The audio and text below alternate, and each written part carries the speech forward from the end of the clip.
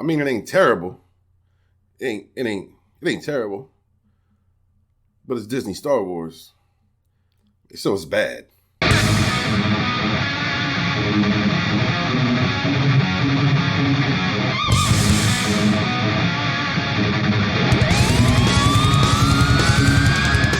It's going to be kind of a short summary review of this episode.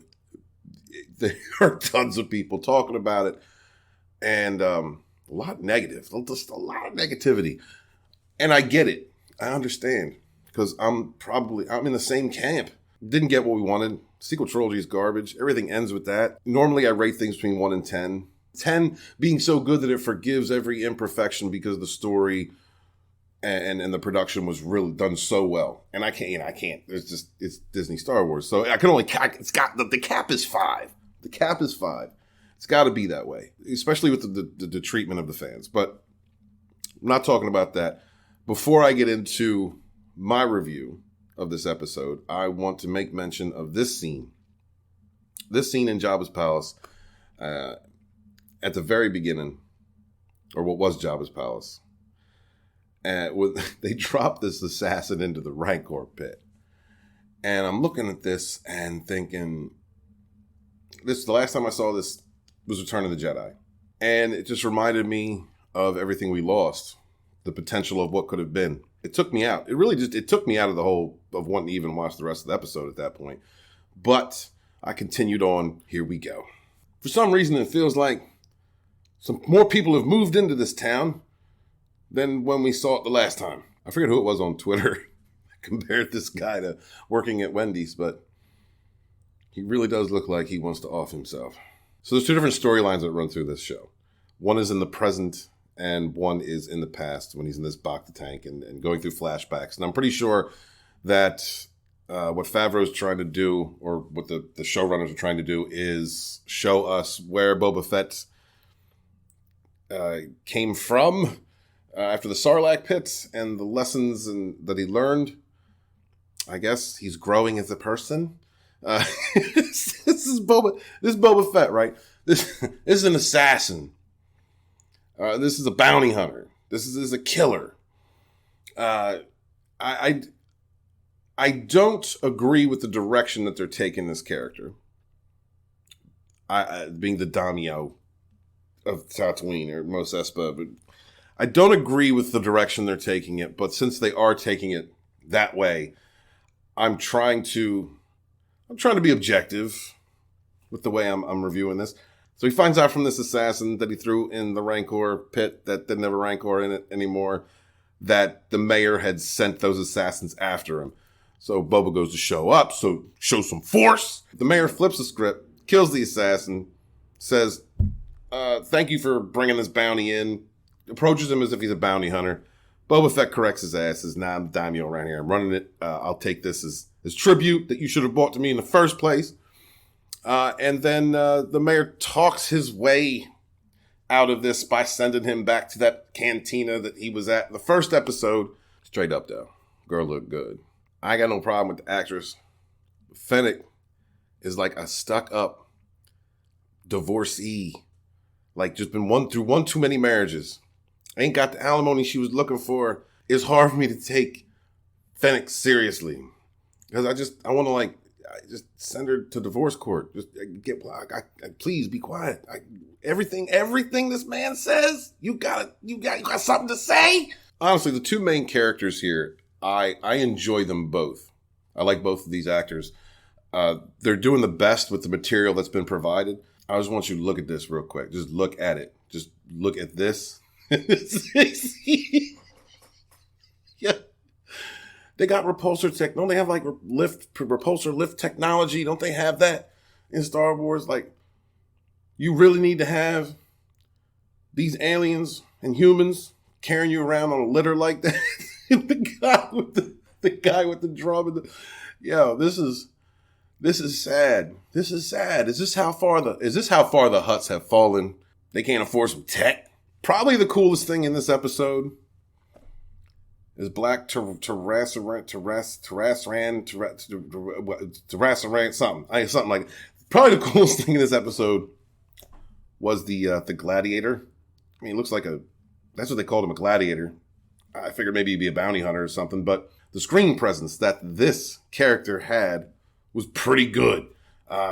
This is the muscle, right? For these two fat asses sitting up on this litter, for God's sakes. And nobody can shoot him because you can't shoot Hutts. Apparently, you've got to get permission to take out Hutts. It's like dealing with the mafia. You got to have permission to take them out. So it's not like Fennec and Boba could have just shot these two fat asses right there off that litter and just take it. Just, this is us. What? You got a problem? But I did enjoy Black Krrsantan, whatever the hell his name is. That was pretty cool. Take it for what you will. It's Disney Star Wars. Never before has a bacta tank taken front and center. And so we're back with these sand people. And where a lot of the critique that I'm hearing is, the sand people or the Tuskens are awful. You can't just say sand. I'm going to say sand people. I don't give a damn. All the Tuskens are awful. We find out that there are different clans. They're not all the same. Like the ones that Anakin killed in the Clone Wars, like they were garbage. Kill them. I believe Anakin was doing it right. That what they did to his mom. The stick fighting thing is a little sloppy. And like I said, they're trying to show us the culture of the Tuskens, this tribe of Tuskens, and that's cool. I mean, that's cool for a screen adaptation. It could be done a little better. Like all in all, I really am enjoying this part of the story. I don't have as big an issue with it as many of my friends, the people I'm talking to, have. It's not preachy. It's not. I don't see any woke nonsense in it. It's just a story. Whether or not you like it comes to your personal disposition. But for me, it's worth a watch, and there are times when it is fun. It does get hokey. So there's this train that comes through across the dune that's running spice by the Pyke Syndicate. And as they're traveling through, they're just shooting. They're shooting sand people like they're buffalo. They're going across the Iron Horse in the Old West, shooting out some buffalo. Like they just don't even, they're just taking out these Tuskens, which I get because the only thing I've ever known of the Tuskens before this series was that they're awful people. This train's coming through, and Boba is going to F it up because that's what Boba does, right? He protects the innocent. He looks the most deadliest bounty hunter in all. I'm trying so hard. The most deadliest bounty hunter. Vader hired this dude, right? He's a clone of Django, who was one of the deadliest bounty hunters to ever ride in Slave One. Slave One is the name of the ship. But this is what he does.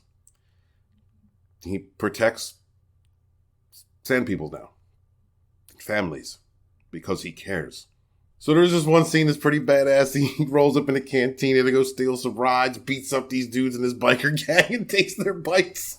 Like, there's parts of this episode that are fun. This is one of the fun parts. So after a whole bunch of training sequences with Tamara and these sand people, teaching them how to use the speeders, because when he first brought them from this biker gang, all they wanted to do was take it apart, just tear it apart. Because they're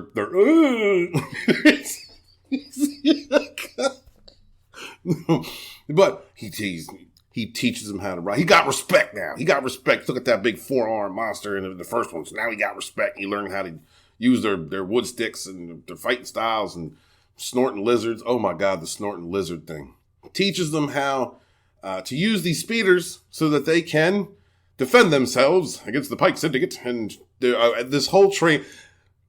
The training sequences are ridiculous and goofy and hokey, but the actual scene itself where they go after the train, that was fun. Another fun sequence in this series, in this episode. Another fun sequence in this episode. Like I said, it's not terrible. The show isn't terrible. It's not. It's just it's Disney Star Wars. So there's only so much you can really expect from it.